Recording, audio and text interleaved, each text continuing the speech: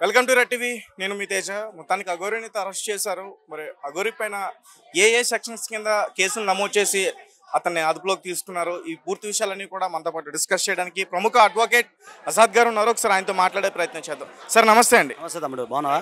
అఘోరిని అయితే మొత్తానికి అరెస్ట్ చేయించారు. సో ఏంటి ఎలాంటి సెక్షన్స్ తన పైన నమోదైనాయి, ఎన్ని రోజుల వరకు కూడా తనకి జైలు శిక్ష పడే అవకాశం ఉంది? అంటే ఇప్పటి వరకు ఏంటంటే మన మోకిల ఎఫ్ఐఆర్ సంబంధించిన అదే నమోదు, అదే చీటింగ్ కేసు, అదన్నా వ్యవస్థిత నేరాలు ఇవన్నీ చూస్తాం మనం.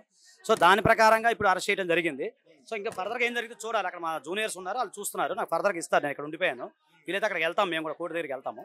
సో ఏదైనా 7 years తర్వాత ఇక్కడ వ్యవస్థీకృత నేరాలుగా మనం పరిగణించాలి. ఇది ఒక్కరిది కాదు కదా సమస్య ఒక్కరు కాదు కదా తమ్ముడు. ఇప్పుడు మొత్తం అందరి సమస్య. ఎంతో మంది బాధితులు ముందుకు వస్తూ ఉన్నారు. చాలా మంది ఇప్పుడిప్పుడే మేడంకి, మన రాధిక గారికి టచ్లోకి వస్తూ ఉన్నారు. సో వాళ్ళందరూ వచ్చిన తర్వాత నెక్స్ట్ అన్ని ఎవిడెన్స్ కూడా గ్యాదర్ చేసి నేను మళ్ళీ మీకు ప్రెస్ మీట్ పెడతాను. వస్తాను, మీ ఛానల్కి వస్తాను. మా గురుగారు ఉన్నారు అక్కడ. ఇప్పటి వరకు చీటింగ్ కేసుకు సంబంధించే పోలీసులు అదుపులోకి తీసుకున్నారు. లేదు, ఒక చీటింగ్ కేసు అనేది ఒక స్టార్టింగ్ ఎఫ్ఐఆర్ నమోదు అవుతుంది కాబట్టి అక్కడి నుంచి వచ్చింది ఇన్ఫర్మేషన్. అంతే కదా. నెక్స్ట్ ఇప్పుడు ఎఫ్ఐఆర్ కూడా నమోదు చేపిస్తున్నాము. ఎవరైతే బాధితులు ఉన్నారో అన్ని చోట్ల కూడా ఎంక్వైరీ చేపిస్తారు సార్. ప్రజెంట్ 318 తర్వాత మోరెస్ట్ ఆఫ్ ఉమెన్. ఇక అదే మీరు అడగకూడదు, లైంగికంగా సంబంధించింది. అది కొంచెం ఏమనుకోమాకండి, మహిళలకు సంబంధించిన ప్రైవసీ మీరు అడగకూడదు.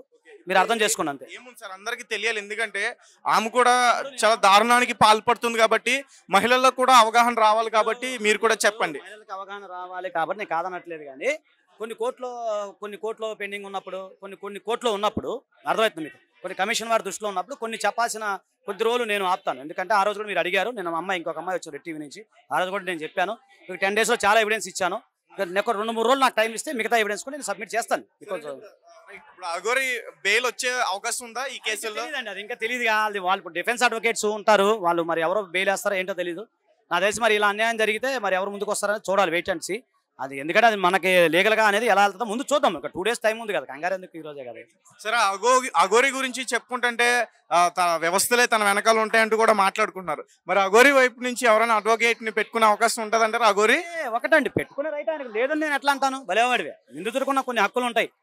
కాకపోతే ఆయనకి వ్యవస్థ ఉందా లేదని నాకెడ తెలిసింది. మీరే ఇన్వెస్టిగేషన్ జర్నలిజం చేసి అలాంటి ఎవిడెన్స్ ఇస్తే మేము దాని మీద ముందుకెళ్తాం. కానీ ఇప్పుడు మాకు అది నాలెడ్జ్ లేదు కదా, ఎంతమంది ఉన్నారు ఏంటో తెలియదు. అఘోరిని ఎప్పుడు చూడలేదు, ఆయన ఎవరు కూడా తెలియదు. ఇప్పుడు ఈ రాధిక వీళ్ళంతా చెప్పిన దాన్ని బట్టి చూస్తే వాళ్ళు తెలిసి వీళ్ళు తెలిసి అని అంటారంట. మరి ఎలా పరిచయం మాకు తెలియదు.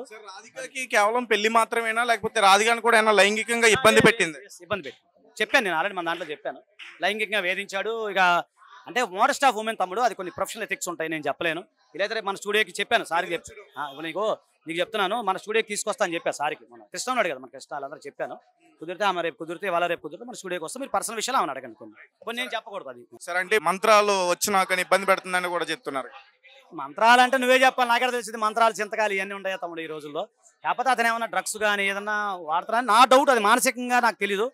కాకపోతే అతను ఏమి ఉన్నాయని నాకు తెలియదు. పోలీసు వారి ఇన్వెస్టిగేషన్లో ఏం జరిగిందని తెలిసింది. ఇంకా ఇప్పుడు నేనైతే ఊహించి చెప్పలేను కదా, లాలో అట్లా ఉండదు కదా, ఎవిడెన్స్ ఉంటే చెప్పగలరు.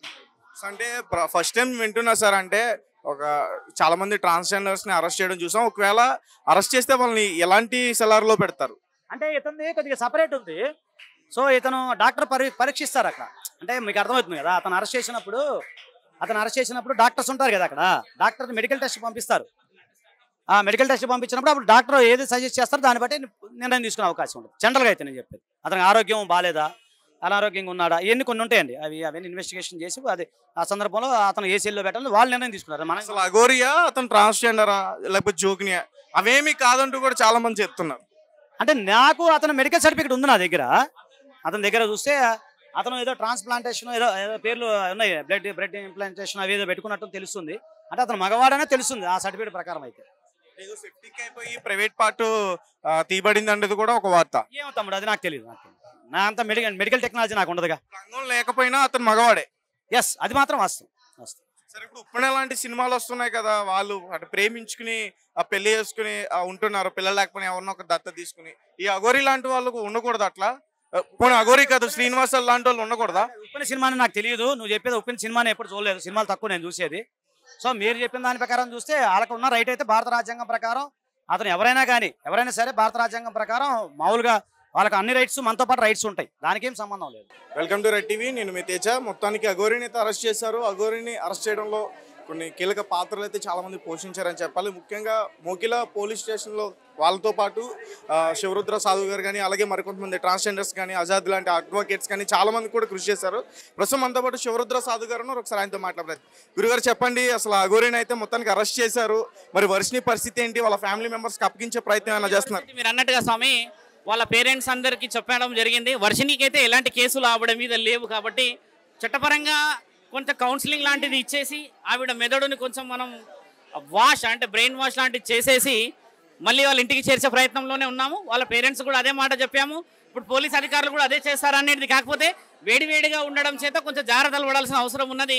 ఎలాంటి సనాతన ధర్మ కార్యక్రమాలు ఇతర సాధు సంతులందరూ ఈరోజు హర్షం వ్యక్తపరుస్తున్నారు. యావత్ తెలంగాణ ప్రజలందరూ, ముఖ్యంగా మోకిలా పోలీస్ అధికారులకి ప్రత్యేకంగా ఒక సాధు సత్పురుషుల నుంచి శివరుద్ర సాధు అయిన నేను కృతజ్ఞతలు తెలుపుతున్నాను. మీడియా సోదరులందరికీ కృతజ్ఞతలు తెలుపుతున్నాను. ప్రతి ఒక్క పౌరుడికి ప్రత్యేకమైన అభినందనలు చెప్పడం జరుగుతూ ఉంది. ఎందుకంటే ఇది చిన్న విషయం కాదు. లేకపోతే రేపటి రోజు ఆడపిల్లల పరిస్థితులు ఏమయ్యేది? మొదటి భార్య రాధిక వచ్చారు, తర్వాత వర్షినికి సంబంధించిన విషయాలు, వాళ్ళ పేరెంట్స్ వీళ్ళ పేరెంట్స్ ఇంతమంది బయటకు వచ్చినప్పుడు మనందరిని మనం కాపాడుకోవాల్సిన తరుణం ఇది. అందరం ఏకమైన తర్వాత మనందరం ముందుకు పోవాల్సిన సమయం ఇది. కాబట్టి తెలంగాణ పోలీస్ అధికారులు మంచి చొరవ చూపించారు. కాబట్టి త్వరలోనే అందరికీ న్యాయం జరగాలని చెప్పేసి, ఇలాంటి భవిష్యత్తులో ఎవరు కూడా ముందుకు రావడానికి మన ధర్మం పేరిట అపవాదాలు కానీ అన్యాయ కార్యక్రమాలకి దిగకూడదని చెప్పేసి ఒక సాధువు ద్వారా ఒక సాధువు అయిన నేను హెచ్చరించడం కూడా జరిగింది. మిత్రులారా, సంవత్సరం నుంచి పోలీసులతో అధికారితో నేను ఇంకా మాట్లాడలేదు. కొన్ని అక్షరాలు తేడా, ఎందుకంటే ఇప్పుడు ఆయన ఎక్కడున్నాడు ఏంది ఇవన్నీ కొన్ని రిలీవ్ చేయకపోవడానికి గల కారణాలు కూడా ఉంటాయి. ఎందుకంటే పెద్ద ఎత్తున ప్రజలందరూ ఏమన్నా ఇబ్బందులు పెడవచ్చు, చాలా మంది మోసం చేసిన వాళ్ళని బయటికి రావచ్చు అనేది. శ్రీనివాసు క్షమాభిక్షణ అనేది చాలా ముఖ్యమైనది. కాబట్టి మిత్రులందరికీ చెప్పేది కూడా ఏంటంటే ఆచితూచి అడిగేయాల్సిన సమయం ఇది. హడావిడిగా నిర్ణయాలు తీసుకోకుండా కొంచెం తెలివితోని పోవాల్సిన సమయం అని చెప్పేసి చెప్తున్నాం స్వామి. నమస్కారం స్వామి. అంటే గురుగారు, అంటే ఒక విషయం చెప్పండి. లాస్ట్లో మీరు రాధిక అనే ఒక మహిళతో కూడా ఫైట్ చేస్తున్నారు కదా, అఘోరికి సంబంధించి ఒక కేసు అయింది కదా. ఖచ్చితంగా అంటే ఆ అమ్మాయికి పెళ్లి చేసుకున్నాడు జనవరి 1 రోజు. ఆ అమ్మాయి దగ్గర 4 లక్షల అమౌంట్ డీటెయిల్స్ ఉన్నాయా? ఫుల్ డీటెయిల్స్ ఉన్నాయి, డాక్యుమెంట్ ఉంది, రికార్డ్ ఉంది. మహిళా కమిషనర్ గారికి కూడా అన్ని ఇచ్చాం. కాబట్టి ఖచ్చితంగా న్యాయం జరుగుతుంది. ఆ అమ్మాయి కూడా ముందు చాలా మంది వస్తున్నారని చెప్తే కూడా నేను ఆపి పెట్టడం జరిగింది. అలా చాలా మంది ఆడపిల్లలు బయటకు వస్తుంటే చూసే వాళ్ళందరూ సమాజంలో ఈ సాధు సత్పురుషులని అవమానపరిచే అవకాశాలు ఎక్కువ ఉంటాయి. కాబట్టి పోలీస్ అధికారులకి ఇవ్వాల్సిన గవర్నమెంట్ అధికారులందరికీ ఇవ్వడం జరుగుతుంది. తేజ, మీ అందరికీ కూడా కృతజ్ఞతలు చెప్తున్నాము. మీరందరూ మొదటి నుంచి సంవత్సరం నుంచి ఒకే విధంగా ప్రయత్నం చేస్తూ ఈ రోజు మొత్తానికి ఒక నిర్ణయాన్ని మీరు చెప్పడం ద్వారా ఎంతో గౌరవంగా అనిపిస్తుందని చెప్పి చెప్పడం జరుగుతుంది స్వామి. మన ఇద్దరమే కదా బయట పెట్టినట్టు మనం మొదట ప్రయత్నం చేశాము, ఆ తర్వాత లెటర్స్ వచ్చాయి, ఎన్నో ప్రయత్నాలు చేశాం. కాబట్టి మీలాంటి వాళ్ళు ముందుకు రావాలని చెప్పి మీడియా సోదరులందరికీ చెప్తున్నాం స్వామి. ప్రతి ఒక్కరికి కృతజ్ఞతలు. నమ శివాయ నమః. అసలు శ్రీనివాస్ మీకు ఎలా పరిచయం, ఎప్పుడు పరిచయం? అంటే మా ఛానల్లో తెలియదు మేడం, అంటే క్లారిటీగా మనకి క్లారిటీ వస్తున్నాయి. మళ్ళీ అదే అడిగి ఒక పెద్ద ఎట్లా అయిపోతుందంటే, చెప్పండి మేడం, తెలియాలి కదా ఇప్పుడు ఎట్లా పరిచయం అనేది ఏంటి అనేది. ఇప్పుడు ఆ పరిచయమైన వెర్షన్ వరకు చెప్తే ఈయనే ఉండాలి 1 అవర్ దాకా. ఎన్ని సంవత్సరాల క్రితం పరిచయం? నేను అడిగిన దానికి చెప్పండి చాలు. సంవత్సరాలు ఏం లేదు, మంత్స్. అంటే ఎలాగ, అంటే అఘోరిగా ఉన్నప్పుడే మీరు ఇష్టపడ్డారా? అఘోరిని ఇష్టపడడం అంటూ ప్రత్యేకంగా ఏముంటది, ఆమె ఒక అమ్మ అవతారంలో వచ్చింది. భక్తి పరంగా ఇష్టపడడం అయితే జరిగింది. అంటే ఎలా పరిచయం? ఏదైనా పూజలో పరిచయమా, ఏదైనా దేవాలయంలో పరిచయమా? అంటే మా ఊరికి వచ్చారు కాబట్టి నేను వెళ్ళి కాంటాక్ట్ అవ్వడం జరిగింది. ఎక్కడి నుంచి స్టార్ట్ అయింది, ఎలా స్టార్ట్ అయింది మీ జర్నీ? అంటే ఎలా? మా ఊరు కరీంనగర్ లో. ఏం మాయ మాటలు చెప్పారు మీకు? మాయ మాటలు అంటే మామూలుగా మాట్లాడేవాళ్ళు, భక్తి గురించి, సనాతన ధర్మం అదే చెప్తుండే. ఏమన్నా మంత్రాలు చదివేవాడమ్మా? నా ముందున్నప్పుడు ఏం మంత్రాలు చదివే. నార్మల్ ఇప్పుడు బయట కొన్ని వినిపిస్తున్నాయి కదా, గూగుల్ క్రోమ్ క్రీమ్ అయ్యాను. ఇంతవరకు అయితే నాకు అంటే ఆ మంత్రం మీరు చెప్పారు కాబట్టి నాకు నవ్వు వచ్చింది. ఎందుకంటే అసలు అట్లాంటి మంత్రం ఉంటుందా అని నేను కూడా డౌట్ పడ్డా. అది కూడా అలాంటి మంత్రం ఉందని కూడా నేను నిన్ననే చూసాను, నాకు అది కూడా తెలియదు. మీరు ఫస్ట్ లో భయపడ్డారు కదా అఘోరికి, అంటే ఒకవేళ ఈమె నుంచి మనం దూరంగా ఉంటే మనల్ని ఏదైనా చేస్తుందేమో అని.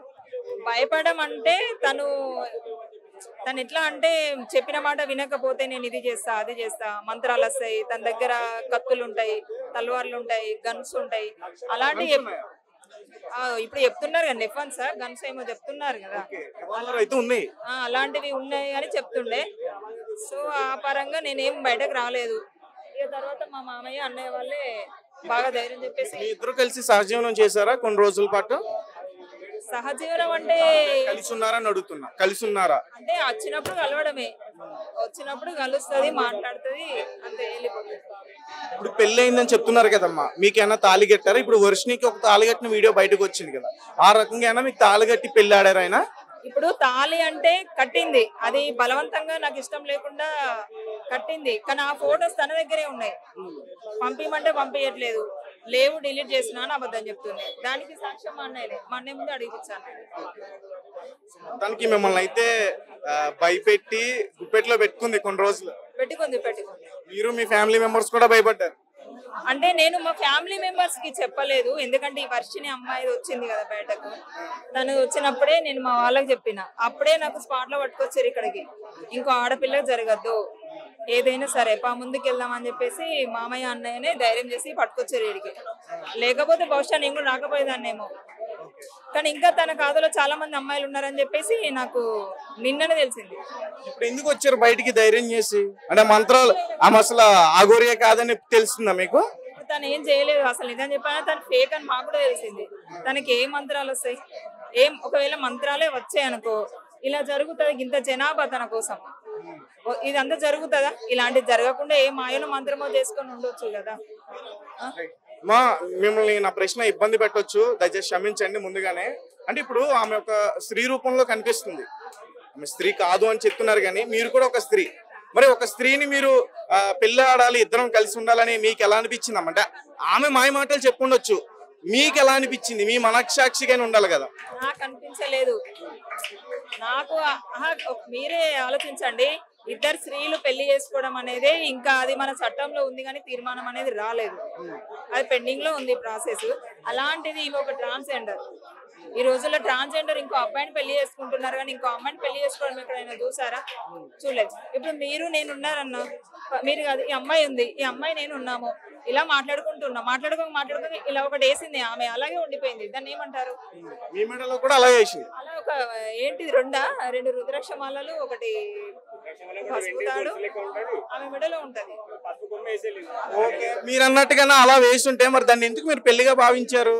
నాలాగా చాలా మందికి కట్టింది, తను కట్టింది. అది కూడా ఇప్పుడు బయట మాత్రం మీరు ఫస్ట్ వైఫ్ అని మాట్లాడుకుంటున్నారు కదా, మీరు దానికి ఓకే చెప్తారా?